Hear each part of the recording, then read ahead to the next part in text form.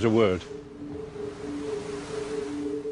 Checked in the hospital and had the various tests, and it proved that I'd had a small stroke.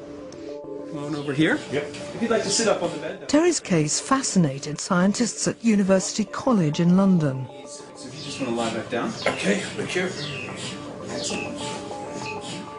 In the neuroscience department, a team led by Kathy Price used an MRI scanner to discover which region of Terry's brain had been damaged.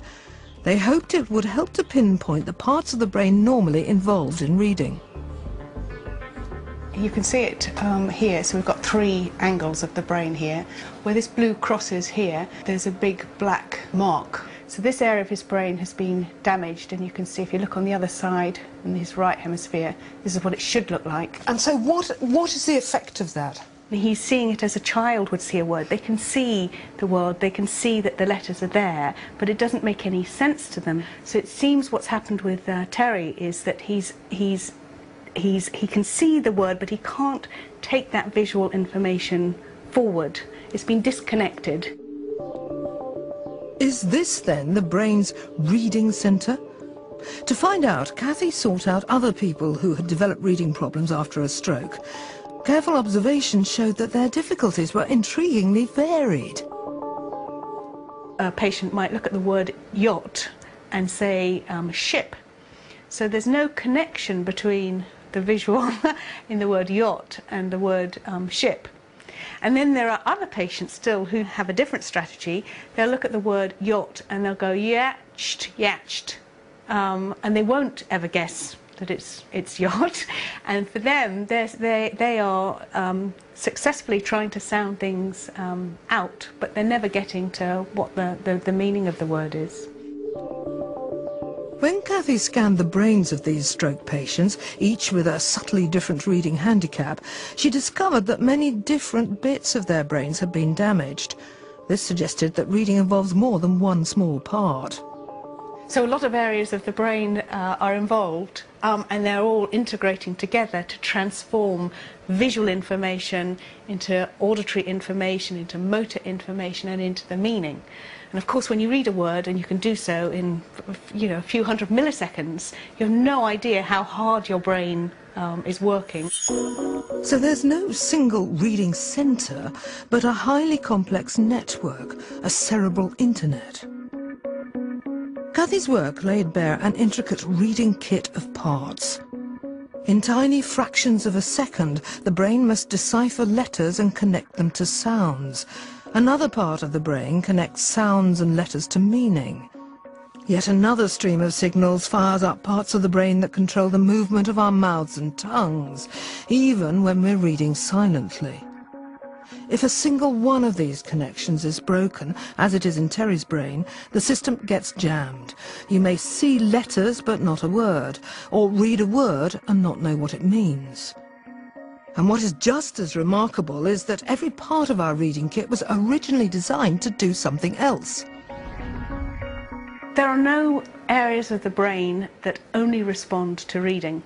So all the areas that are reading are also involved in recognizing objects, in speaking. So in order to read, it's the connections between the visual inputs and the component sounds that need to be linked together. So this doesn't involve any new brain regions. What it involves is stronger and more efficient links.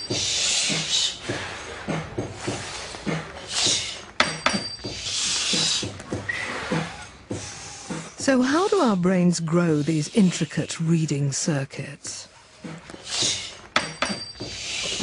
These children are about to embark on a remarkable journey, the same one our ancestors took when they invented the alphabet 5,000 years ago, and that Terry has taken in reverse.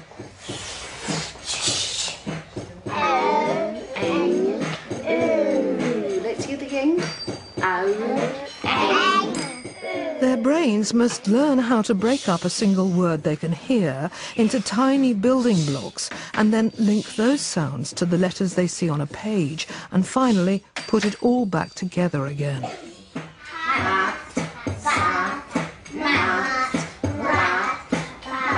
For these young brains, forging links between sound and alphabet is one of the biggest learning challenges they'll ever face.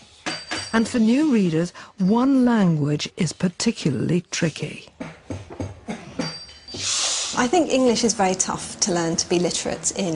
Most of the world's languages have syllables like you might find in the word baby or cocoa. They're just a consonant sound, a vowel sound, a consonant sound, a vowel sound. Whereas in English we have very complex syllables. We have syllables like stamp or break or bridge, where you've got lots of sounds in that single syllable. So a child learning to be literate in English has to first of all represent that package of sound very clearly, which is the phonological side. And then they also have to learn which bits of those sound packages correspond to alphabetic letters when the letter-sound correspondences keep varying. But perhaps making them do that extra bit of work is also good for the brain. Certainly in these kind of brain imaging studies you can see that extra architecture is built up by a brain learning to read in English. Now quite what that means psychologically isn't clear, but yes, the task is more complex and the brain responds by building up a more complex system in order to cope. And as with those London cabbies, the more time we put into practicing, the stronger the connections grow and the better we get at reading. Back again. We can make an analogy with your muscles, that we might have the same muscles, but a bodybuilder will build up their muscles so that they're bigger than somebody who wasn't a bodybuilder. And likewise with the brain, you can see that when you become good at a particular skill, you can actually see the brain structure changing and growing to accommodate the new skill. And likewise, if you give up on a skill, you can see the brain shrink back down again. In other words, use it or lose it. The reading brain is a precious thing, and to keep it on top form, it must be maintained. According to a professor of English literature here at Liverpool University, there's no more powerful way of doing that than tackling the masterpieces of our tough mother tongue. And he's looked to brain science to show why.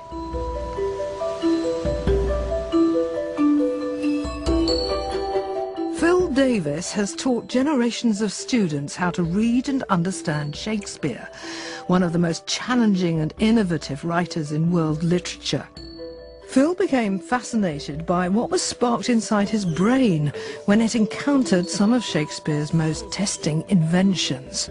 A father, says this speaker, and a gracious aged man, have you madded? Not made mad, but that sudden electrical charge of turning what is an adjective into a verb at one shot.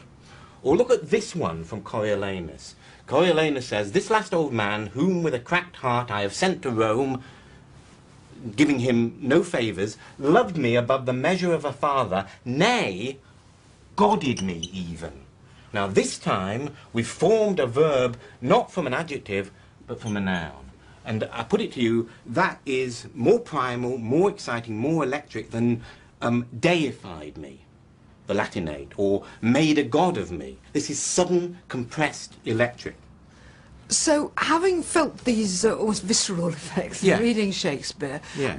what made you turn to a scientist to I wanted to know more about what was happening to me.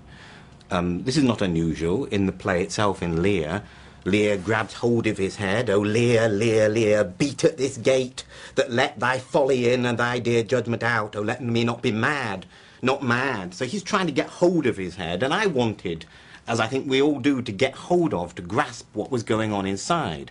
So I knocked on the door of a neuroscientist and said, my instinct is that these shapes in front of our eyes have an effect on the shapes behind our eyes. How can I test this? Sit in the chair. Thank you very much. That's right. I'm going to strap you up. Make sure you don't run away. It's very important. Phil turned to Dr. Guillaume Thierry at the Neuroscience Department of the University of Bangor. Straps up, the cap down. Let's measure the head. Huh? Rather large, actually, Graham, I have to say to you. You know, the size of the brain doesn't predict anything.